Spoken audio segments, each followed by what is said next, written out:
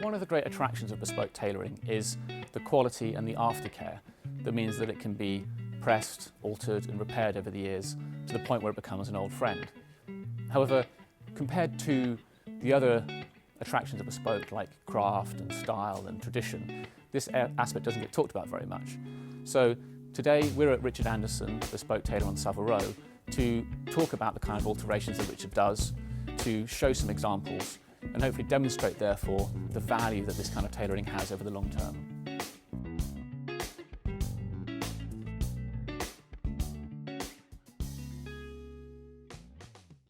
Morning, Richard. Good morning, Simon. Thanks for taking the time today. I think we want to talk about repairs in tailoring today, if that's okay. Of course. Do you get a lot of repairs that kind of come into the shop?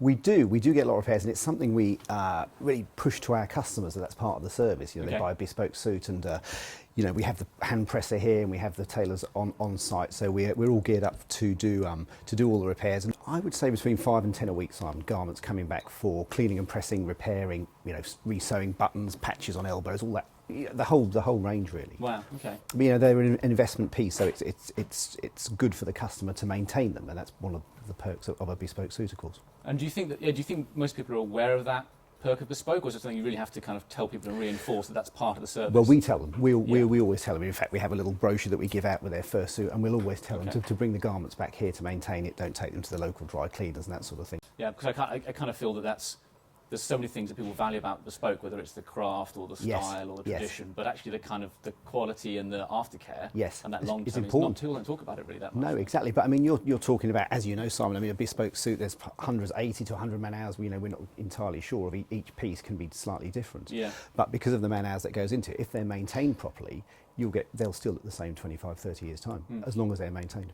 And so what are the most common repairs? What do people come in for? Kind of lining, Simon. This one came in yesterday. This is one we made a few years ago, and it's really just straightforward linings here that go in time.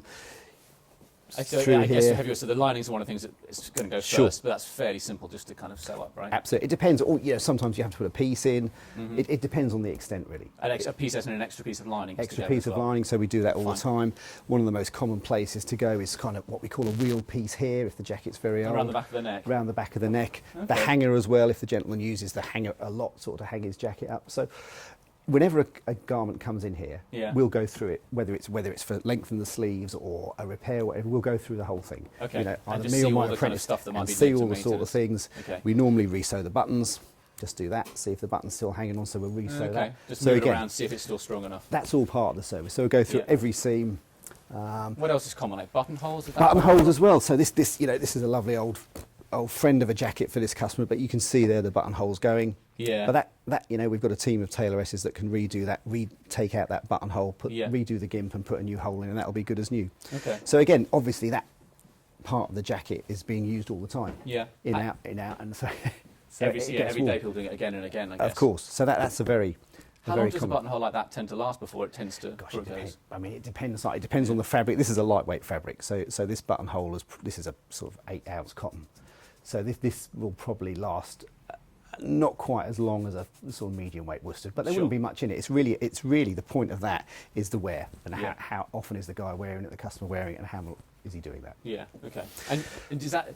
You said most as a part of the service. Do you charge for some of these things like buttonholes? It depends. It depends really. Obviously, if this is an old jacket, and we would charge for it. Okay. So we'll. But normally we would charge. Yeah. Normally we would. But obviously, if it's something that's if it's just a loose button or something, then no. But if it's something more substantial, like of course. Because we a lot of the customers will bring back the jacket for a complete clean and press rehaul, if you like, get it back into shape. Okay. And that's what and that normally takes a good couple of tailoring hours plus a press and maybe a clean as well. So there's a charge for that, but it's worth it, of course. And you mentioned that this is a cotton one. Are some materials easier to repair? Is wool easier, for example, than cotton or silk? I'd say so, yeah, but obviously wool and the tweeds, the heavier ones, the more substantial fabrics, are that little bit easier to repair and maintain. Okay. And how about things like invisible repairing? Do you do that on site? We don't. We've got we send that out. There's the Invisible Mending Society. We've got, I think, 3 pieces with them at the moment, actually. Okay. So and they do them beautifully. So we can do basic repairs, little basic holes but the invisible repair is quite expensive. Do a fabulous job. Yeah, so you're basically reweaving the cloth at that point. You are. We'd always ask the customer, do you want it invisibly mended? Would you like a quote for it? because sometimes they're surprised at how much. Yeah, how much does it cost? Like, so, I don't know. It's something like £80. I think it's about sort of £90 a hole, sort of like quarter by a quarter. So sort of some typical kind of little moth hole or something like that. It's going to be £80. That's right. Like Yeah, exactly. So some customers would rather us just repair it, put a little bit of something underneath it, and stitch it together. So we'd give them the option in that respect. Okay. But the invisible menders are fabulous. I mean, Is there a limit to invisible mending? How much you can do? Is a rip or a hole of a certain size you can't really? No, I don't think so. I don't think so. Yeah, they can, but it depends on the size really, and the damage of the damage that's been done to the garment. And that's an interesting point about you said about patching it. So an alternative would be if you have a hole. Yes. When would you put a patch on top, and when would you just put something kind of underneath?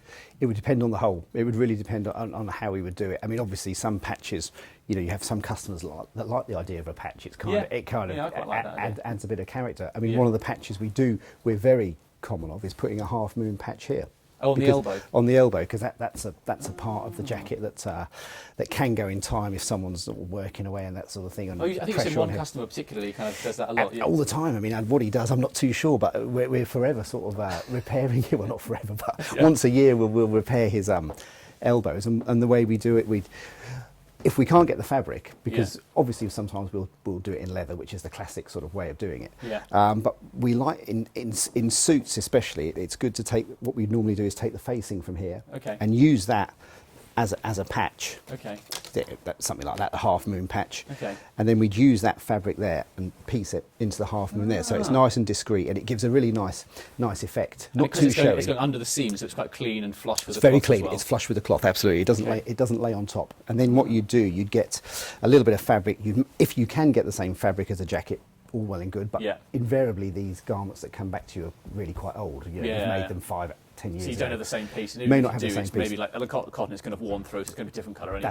That's right. So we just we put a piece that matches that as best as we can and go there. And that works. That works really nicely. And do you do a half moon partly because actually doing a full moon would be a lot more cloth? It's hard to get the right amount. We do a full moon, but invariably it just goes on the undersleeve here. Okay. It's rare for it to go on the top sleeve. Because you don't need it, or because aesthetically you don't need it. That you'd rather do it that way? No, because you don't need it. Yeah. No, because you don't. I mean, I have done it both sides, but invariably it's there, Simon. Yeah. So that's a nice touch that we do, and again, it gives that sort of old friend, authentic look, which a lot of the customers like. And just briefly on that patching point before, when you had a hole. Yeah. So some people you would just like a little square of the same cloth over the top of it. Some people are happy with that. Yeah. But and underneath you would do something similar. And just the hole's still there and still visible, but you can't see it as much because you've got the same exactly. cloth. So let's say if you've got a hole here on the lapel here, and you're showing the canvas a little bit of white, you could open that up and put a little bit of almost like sticky stuff underneath there, just to stop the white showing through. Okay, fine. And then it wouldn't be quite as obvious. It would depend. You'd have a discussion with the customer as depend what he would like, how much he wants to spend, and come to some sort of arrangement there. And what's the hardest thing to repair? All the different things you have to do.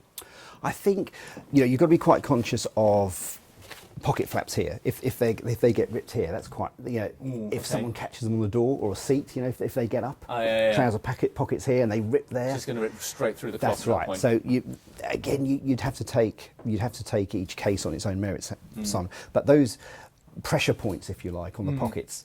If they can be quite serious if they're damaged by a couple of inches. Okay. So you've got to be alive to that. And I guess that's the kind of thing that then possibly couldn't be repaired if it's too big a rip. Possibly couldn't, or it would be a question of repairing it as good as you could do it for, let's say, 6-8 months. Yeah. Yeah. Okay. And that sort of thing. So for 6-8 months, and that's as long as it's going to survive. Exactly. For. Yeah. Because you put any more pressure on it, it's just going to rip again at some point. For sure. Yeah. And the other point, on the trouser side as well. If the trousers are very heavily worn on the knee as well, and you sometimes see that fading, where the fabric's worn out, and once that's worn there, that's kind of finished. Okay. And what other examples do you have here of? So these are things that have come in, Simon, just on the trouser side, and both these customers are very good at letting us have their clothes back to repair. Okay. This is very simple. You can see the pocket I was talking about. Right. So that's just for the pressure. But that's gone. But that's easy. Yeah. He hasn't ripped that. That's just a question of us having to put it back together again.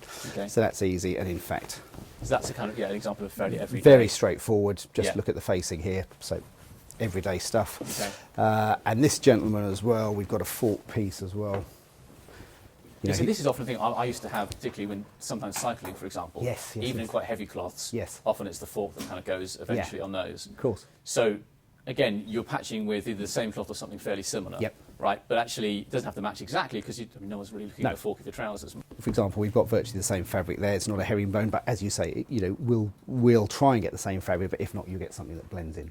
Do you find it quite satisfying looking after old pieces like Of course, this? yeah, of course, yeah. No, it's lovely to see them. You know, to be reacquainted with a garment that you've made X amount of years, and the gentleman's or the lady has really enjoyed it and brought it back to you. Yeah, no, I love seeing them again and making them good. Yeah, yeah, because they kind of enjoyed getting a lot out of it. Sure, yeah, because they become old friends, and you know, again, going back to the handwork and the material and the insides, you can get them looking virtually as good as new. Yeah, fantastic. All right, thank you, Richard. That's great. You're very welcome. Nice to see you, Simon. Good to see you.